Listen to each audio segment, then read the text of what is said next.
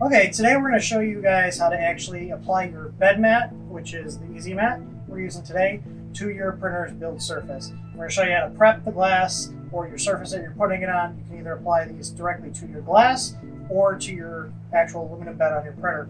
Today we're going to be showing you applying it to the glass, and you'll do the same process for the aluminum bed as you would for the actual glass sheet.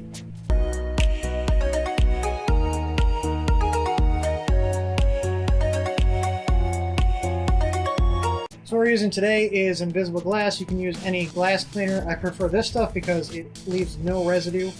And just give your printer a quick spritz, try not to get it on any electronics. Then take a clean paper towel and wipe the surface down.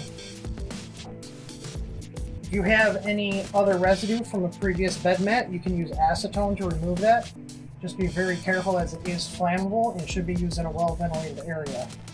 So now that our glass is clean, we're going to take our mat. We got one of our older 310 mats here, and we're going to start by peeling back one of the corners. I like to start in the upper left-hand corner and peel it back about an inch or two, and then kind of crease it. Do not touch the adhesive, because if you do, you're going to get rid of its actual holding ability. And then line this up. Be careful not to stick that corner down, and line this up on your bed here. And I've got this pretty well centered on here, so I'm going to go ahead and put this down. Make sure this tab is still under and you're not actually pressing it down.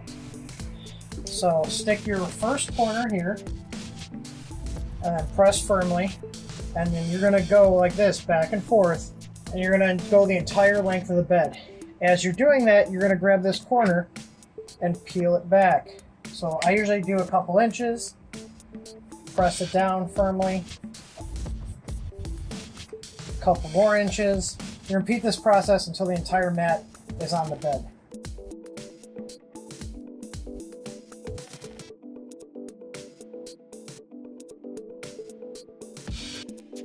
That's it. Now your surface is applied with no bubbles, and you can go ahead and print with it.